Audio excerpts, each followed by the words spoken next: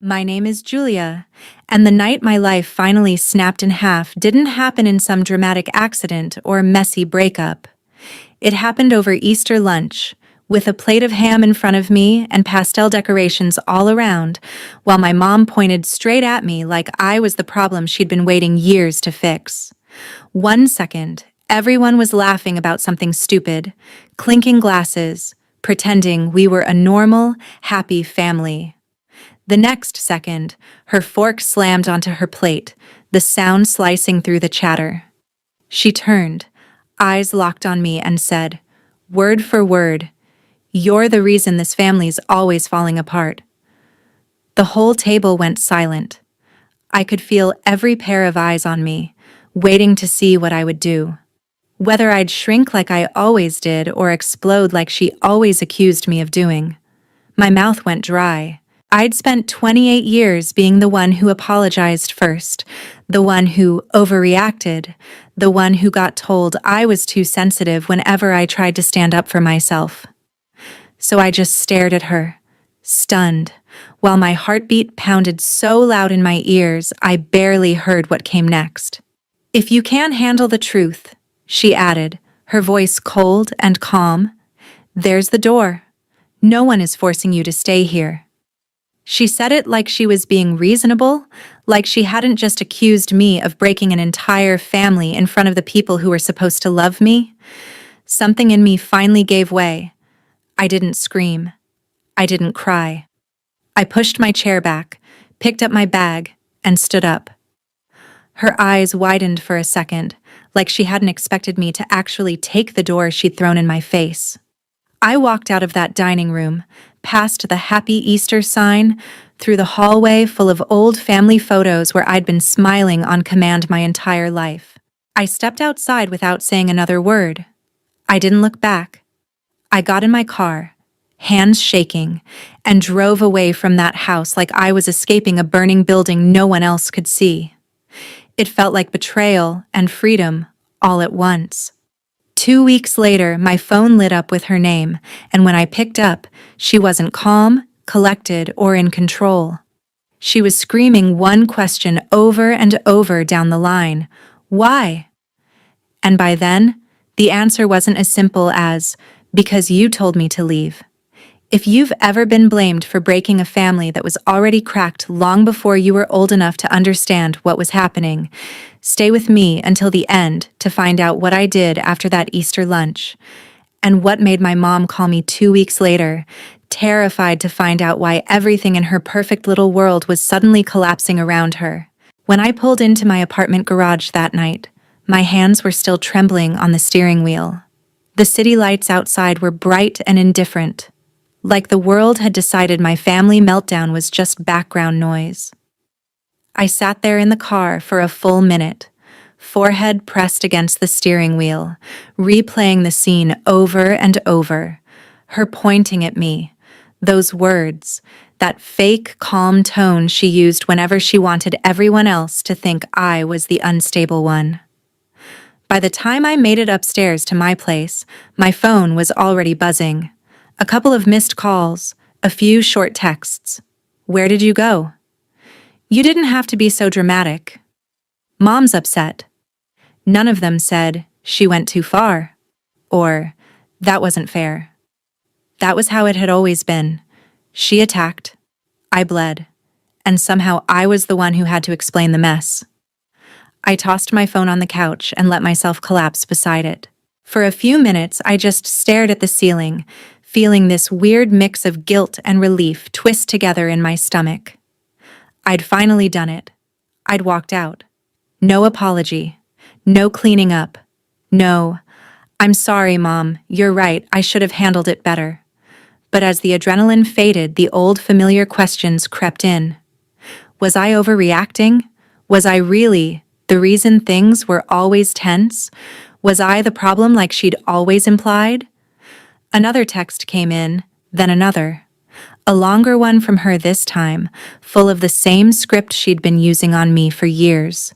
How much she'd sacrificed, how ungrateful I was, how family doesn't walk out just because they hear something they don't like. No mention of the part where she humiliated me in front of everyone. No acknowledgement that maybe, just maybe, calling your child the cause of everything falling apart might be a bit much for a holiday lunch. That night, I barely slept. Instead, memories kept flashing up, the kind I'd trained myself to minimize. Her telling me, at 16, that if I left for college out of state, I was abandoning her. Her reading my messages without permission, and then acting like it was her job to protect me from my own choices. Her insisting I was too emotional whenever I cried, but also complaining that I was cold if I tried to detach. That Easter lunch hadn't come out of nowhere. It was just the first time she'd said out loud what she'd been implying for years, that the chaos orbiting our family was somehow my fault. A couple of days later, when I finally picked up a call from one of my siblings, the conversation made something very clear. My mom was already spinning her version. I was the one who stormed off, the one who made a scene, the one who ruined Easter. She had cried after I left, apparently. She had said she was only trying to be honest. She had painted herself as the victim of my sudden outburst. That was her favorite trick. Stab first, then cry loudest. The thing is, part of me wanted to believe her. It would have been easier, honestly, to just accept that I was the difficult one and keep playing my role. But another part of me, the part that had stood up and walked out of that house, was done. Done being the family scapegoat. Done absorbing blame that wasn't mine. Done letting her rewrite the story while I stayed quiet. Have you ever had that split feeling? Half of you wanting to crawl back and smooth things over, and the other half whispering, "If you go back like nothing happened, this will never stop." After a week of pretending I was fine at work and lying awake at night replaying every word she'd said, I finally did something I should have done years ago. I told someone the truth from start to finish. Not the edited version, not the "we had a little argument" version. The real one. I was sitting on my couch one evening, laptop open but untouched, when I scrolled past my boyfriend's name in my contacts. I stared at it for a solid 30 seconds. He had asked me before why I always came back from family visits exhausted, edgy, a little hollow. I'd always shrugged it off. Just family stuff.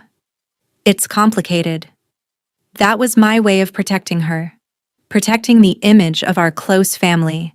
Protecting the lie that she had worked so hard to sell to everyone around us. This time, I hit call. "Hey," he said, picking up almost immediately. "You okay? I've been waiting for the Easter debrief, but it never came." I laughed, but it came out brittle. "You want the short version or the version that might make you wonder how I turned out even half normal?" "Always the real version," he said. So I told him. I told him about the fork hitting the plate, the words, the door comment, the way she made me feel like I was crazy for wanting basic respect. But once I started, I couldn't stop. Easter was just the trigger. All the other moments came flooding in behind it. The time she told me my dad left because you were so difficult as a baby. The time she used my savings temporarily to cover a bill and never paid it back, then called me ungrateful when I brought it up. The years she'd compared me to my siblings and then acted like she was just being honest about my flaws. There was a long silence when I finished. "Julia," he said finally, carefully. "You know that's not normal, right? That's not just tough love or honest parenting. That's messed up." The word hung there, daring me to accept it. I'd spent my whole life hearing different labels: dramatic, too sensitive, always picking fights, never messed up directed at her. "What if I am the problem?" I asked softly. "She always says I twist everything." "If you were the problem," he said, "you'd be the one attacking people at holiday dinners, not the one walking away to protect yourself." That hit me harder than I expected. For the first time, I let myself consider a different narrative. Maybe I wasn't the broken piece. Maybe I was the one refusing to break the way she wanted. A few days later, at his encouragement, I tried something else I'd avoided: therapy. Sitting across from a stranger and unpacking a lifetime of, "This is just how my mom is," felt weird at first. I kept minimizing. It wasn't that bad. She had a hard life. She means well. But every time I excused her, my therapist gently asked, "And how did that make you feel?" And every time, the answer was the same: small, guilty, wrong. We talked about patterns, how some families need a scapegoat, someone to pile all the dysfunction onto so no one else has to look at themselves too closely. We talked about how Easter was not a random explosion, but an escalation. A moment where the mask slipped in public, not just in private. "So what do?" I asked one session, frustration tightening my chest. "Do I just cut her off? Pretend I don't have a mother?" "I can't tell you what to do," she said, "but I can tell you this. Doing nothing is also a choice, and if nothing changes, nothing changes." That line stuck with me. Doing nothing is a choice. Going back like nothing happened was a choice. Staying quiet while she told everyone her version of the story was a choice. Walking away and never explaining anything was another choice. And then an idea hit me. Not a petty, dramatic revenge. A different kind of revenge. What if I stopped letting her control the narrative? What if, for once, I told the whole truth? To the people who'd been watching our family dysfunction from the outside, never quite understanding why I was always the one overreacting. What would happen if the scapegoat finally started talking? The first step in my revenge, if you could even call it that, wasn't loud or explosive. It was quiet, methodical, and in some ways more terrifying than any screaming match. I started by going back through my old messages, screenshots of conversations where my mom guilt-tripped me for not visiting, where she brought up things I'd told her in confidence and twisted them. Voice notes where she went from calm to tearing me down in under a minute, then flipped back into victim mode the second I pushed back. I wasn't doing it to expose her to the internet. I wasn't planning a viral story or a dramatic social media reveal. This was for something more personal: my family, my siblings, the people who had always sat on the sidelines of our fights, uncomfortable but silent, because it was easier to believe I was the problem than to face the idea that our mom might not be who they thought she was. I started with my sister, the one who usually texted me after fights with some neutral line like, "You know how mom is. Just let it go." I asked if we could talk. Really talk. No pretending. No smoothing over. When we finally got on a video call, she looked tired. "I don't want to pick sides," she said quickly. "I'm not asking you to," I replied. "I just need you to see what it looks like from my side." So I showed her. Not everything, but enough. Texts where my mom blamed me for things that had nothing to do with me. Messages where she lied about what my sister had supposedly said about me, clearly trying to pit us against each other. My sister's face changed as she scrolled. The way her eyebrows drew together. The way her mouth pressed into a thin line. "She told me you yelled at her for no reason that night," she whispered at one point.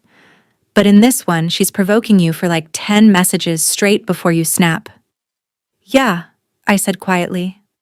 "And somehow I'm always the unstable one. Why didn't you show me this before?" "Because I thought you'd think I was trying to turn you against her." And I was so used to being the one everyone blamed that I started believing it myself. There was a long pause. Then softly, "She does this to me too, you know, just in different ways." That admission cracked something open between us. For the first time, I wasn't alone inside this weird emotional maze. A few days later, I did the same with my brother. He'd always brushed everything off, made jokes, acted like nothing got to him. But when I sent him a couple of carefully chosen screenshots and asked, "Does this look normal to you?" his reply wasn't a joke. It was just, "Damn." We got on a call. He told me about times she'd pressured him financially, times she'd blamed him for things Dad did, times she'd guilt-tripped him for spending time with friends instead of her. "I guess I just got used to it," he admitted. "But that Easter thing? That was messed up, even by her standards."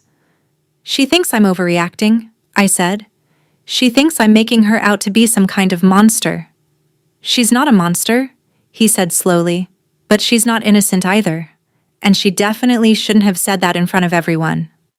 Slowly, a pattern emerged. None of us were totally okay. Each of us had our own collection of little cuts we'd written off as just how she is. For years, she'd kept control by making sure we never compared notes. Now we were finally talking, and that's what she didn't see coming. 2 weeks after Easter, right around the time I was finishing a long, honest email to her that I hadn't yet sent, she called me. I stared at the screen, my stomach flipping. I answered. She didn't start with hello. She started with a scream. "Why are you turning them against me?" she shouted. "Why are they questioning me all of a sudden? What did you tell them, Julia?" Her voice wasn't calm or controlled. It was panicked, cornered. "They're asking me things they never asked before. They're doubting me. Why are you doing this to me?" There it was. The why from the phone call I'll never forget. Not, "Why did you leave?" Not, "Why did I hurt you so much that you walked out?" Her why was simple. Why wasn't her version of reality working anymore?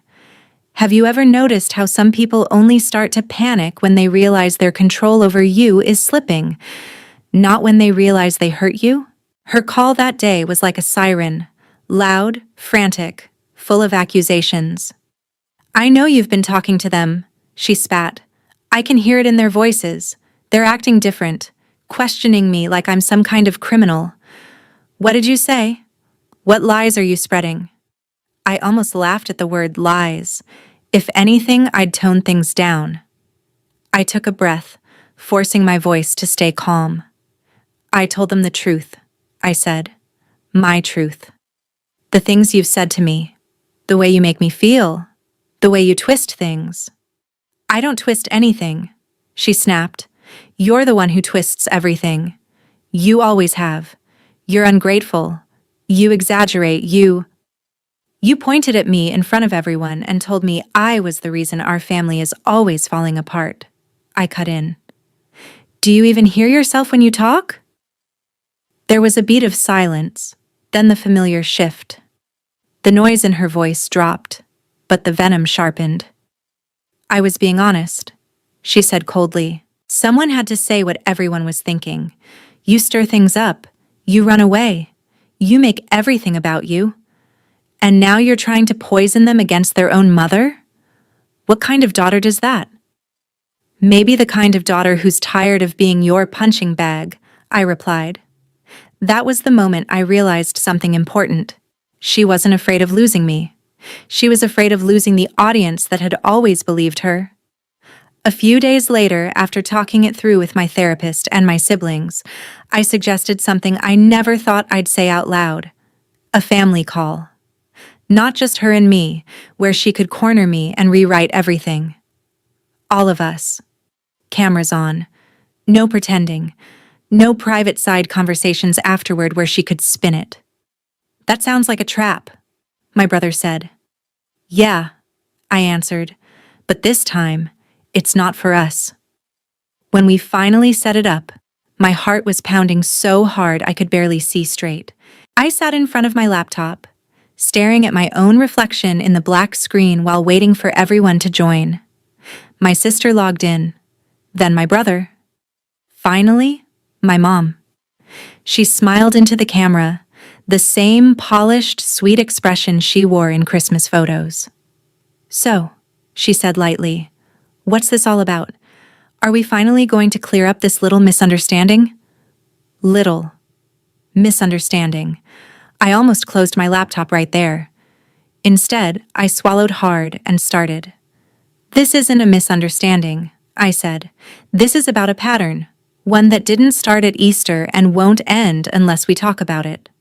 I had notes in front of me, not a script. I wanted to sound like a person, not a robot, but bullet points, specific examples, actual quotes. No, you always, just, this is what happened. This is how it made me feel. I talked about the Easter lunch. I talked about the time she told me Dad left because of me, about the savings she took and never returned, about the guilt trips, the silent treatments, the public humiliations followed by private tears where she made herself the victim. My siblings were quiet at first. Then slowly, they chimed in. My sister mentioned the way our mom used her emotions as leverage. My brother brought up how she'd pushed him to cover bills he couldn't afford, then called him irresponsible when he struggled. Each time, my mom tried to interrupt, to redirect, to cry. "You're ganging up on me," she said at one point, tears spilling down her cheeks. "Do you have any idea how hurtful this is? After everything I've done for you?" It would have worked on me once. That mix of tears and accusations, the implication that I was cruel for even bringing it up. But now, there were 3 of us, and we weren't backing down. "We're not ganging up on you," my sister said quietly. "We're telling you how your behavior has hurt us, all of us. That can't be a coincidence." You could see the panic flicker across her face. For years, she'd relied on us being divided, each of us privately convinced we were the problem. Seeing us aligned shook her more than anything I'd said. "So what?" she snapped eventually, wiping at her eyes. "Are you going to cancel me now? Cut me out? Leave me alone like your father did? Is that what this is?" I looked at her through the screen, seeing, not the martyr she desperately wanted to be, but a woman who had built her identity on control, and now watched it crumble. "I'm not trying to cancel you," I said. "I'm asking for boundaries, for accountability, for you to admit that what you did at Easter, and all the times before that, was wrong, and for things to change going forward." "And if I don't?" she whispered. That was the question, wasn't it? Because there's no point in demanding change if there are no consequences for refusing. Have you ever reached that moment when you realize, if I don't follow through now, I'm teaching them, I'll accept anything as long as they don't abandon me? "I love you," I said slowly, feeling the words burn on the way out. "But I can't keep doing this. If you can't even admit what you did, if you keep blaming me for everything, I'm stepping back." "Stepping back?" she repeated, like I'd spoken another language. "What does that even mean?" "It means," I replied, "no more last-minute guilt trips, no more screaming matches, no more holidays where you humiliate me in front of everyone. It means I won't answer when you call just to dump on me. It means I decide how much access you get to me, not the other way around." She stared at me as if I'd just slapped her. "So you're abandoning me," she said. "After everything I've done, after raising you alone, this is how you repay me?" "You didn't raise me alone," my brother cut in. "You had us. You had friends. You had family. Stop rewriting history so you can guilt us." My sister nodded. "We're not abandoning you," she said. "We're telling you there are consequences. You don't get to treat us any way you want just because you're our mother." The silence that followed felt like a cliff edge. For a split second, I saw the path where she broke down, apologized, admitted she'd gone too far. But that wasn't the path she took. "If that's how it is," she said finally, her voice freezing over, "then I don't know who you all are anymore. This call is over." She clicked out before anyone could answer. The screen shifted, her square disappearing, leaving just the 3 of us. For a long moment, none of us said anything. Then my brother exhaled. "Well," he said. "That went great." I laughed, but there was no real humor in it. "She'll call," my sister murmured. She always does. She'll either come back crying or come back angrier. Maybe both, I said. The days that followed were weirdly quiet. No constant buzzing from my phone. No long paragraphs about how I'd disappointed her.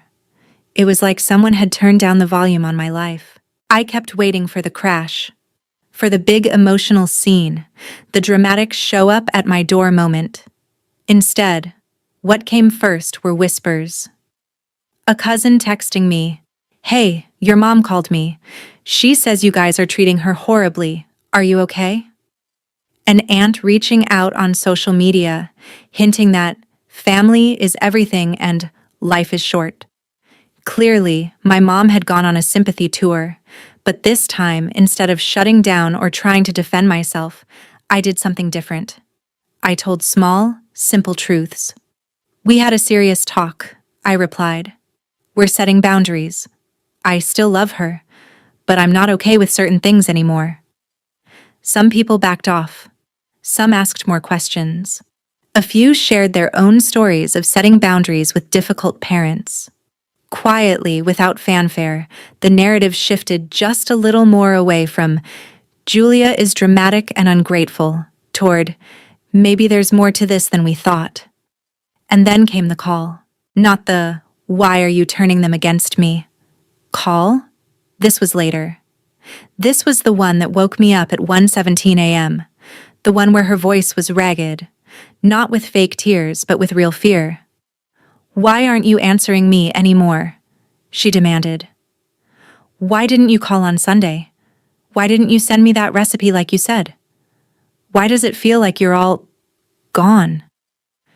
I sat there in the dark, phone pressed to my ear, feeling oddly calm. "Because," I said, "for the first time in my life, I'm choosing my peace over your approval. And I'm not going to keep pretending everything is fine just so you don't have to feel uncomfortable." "So you're punishing me," she shot back. "This is revenge." I thought about that. Was it revenge? Or was it the natural consequence of someone finally refusing to be treated like trash? "If you want to call it revenge," I said quietly, "then it's revenge through respect. For myself. For my mental health. For the life I'm trying to build." She went silent. Then, in a small, almost childlike voice, "Everyone's pulling away from me. Your brother barely returns my calls. Your sister questioned me about money. You sound different. Why is this happening?" Because the scapegoat finally stopped playing her role. Because the script you wrote for us doesn't work anymore. Because the truth has a way of spreading once it gets a foothold. But I didn't say any of that out loud. "If you really want to know why," I answered instead, "listen to that Easter lunch in your head and imagine how you'd feel if someone said those words to you. And then ask yourself how many times you've said things like that to us. Have you ever noticed that some people only call it revenge when you start treating them with the same care or lack of care they've shown you for years? The strange thing about reclaiming your life from someone like my mom is that the big dramatic moments are not the ones that change you the most. It's the quiet ones. Waking up and realizing you haven't checked your phone in a panic to see if she's mad at you today. Making weekend plans without calculating whether she'll guilt trip you for not visiting. Saying no to something and not immediately following it with a 3-paragraph justification. Over the next few months, that's what my revenge really looked like. Not shouting matches, not public shaming. It was me going to therapy regularly and actually doing the work. It was me and my siblings talking openly, comparing notes, refusing to let her triangulate us against each other anymore. It was group chats where we laughed about dumb memes instead of whispering about who Mom was mad at this week. Slowly, she started to feel the consequences she'd never had to face before. Holidays came up, and for the first time, there was no automatic assumption we'd all gather at her house. My sister suggested we host something at her place instead, just the 3 of us and a few friends. My brother decided to travel that weekend, unapologetically. The family calendar, the one my mom used to control like a general commanding troops, began to rearrange itself without her permission. She tried new tactics, of course. She sent carefully worded messages, half apology, half blame. "I'm sorry if you felt hurt," she wrote once, "but you have to understand how hard things have been for me too."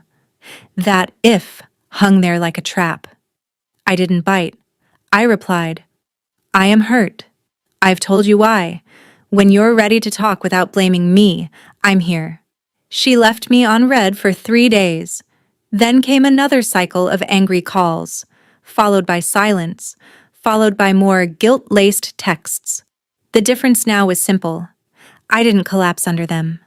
I didn't rush to fix her feelings. I let my boundaries stand, even when it was uncomfortable. And it was uncomfortable. Setting boundaries is not some Instagram-worthy empowerment montage. It's sitting on your couch at midnight, fighting the urge to send a "just checking on you" text that would undo all your progress. It's listening to relatives imply you're cold now, changed, too harsh, and reminding yourself they weren't in the room when that fork hit the plate at Easter, and your own mother announced that you were the reason everything was falling apart. One afternoon, months after that lunch, we finally had a conversation that was different. Not perfect, not magical, just different. She called while I was walking home from work. I almost let it go to voicemail, but something in me said, "Pick up. You're strong enough now." Her voice was quieter this time. "I've been thinking about what you said," she admitted. "About Easter. About other things." I didn't say anything. I'd learned not to fill the silence for her. "I'm not promising I agree with everything," she went on, "but I can see that I've hurt you, that my words have been harsher than they needed to be. I don't want to lose you." It wasn't a full admission. It wasn't the grand apology I'd rehearsed in my head 1,000 nights. But it was something I'd never gotten from her before.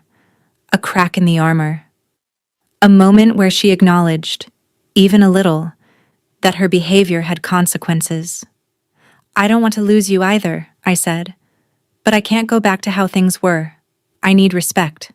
I need you to stop using guilt and blame as weapons.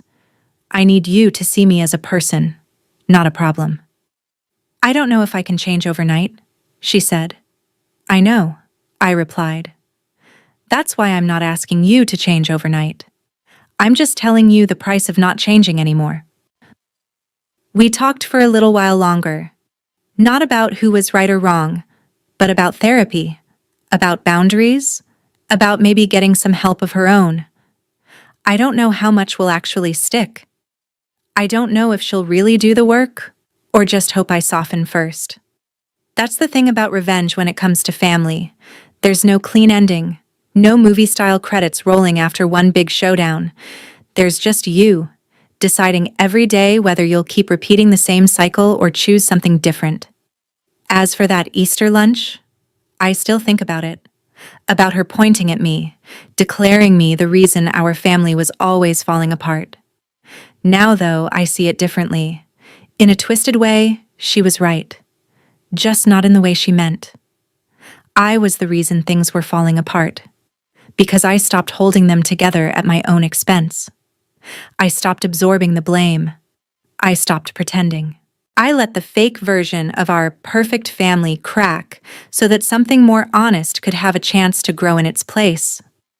So here's my question. For you, not for her. If you were sitting at that table and someone you loved pointed at you and said, "You're the reason this family is always falling apart," would you spend the rest of your life trying to prove them wrong? Or would you walk away long enough to find out who you are without carrying everyone else's broken pieces? And if you were in my shoes, would you forgive, go low contact, or cut ties completely? I know what I chose. Now I'm curious. What would you have done?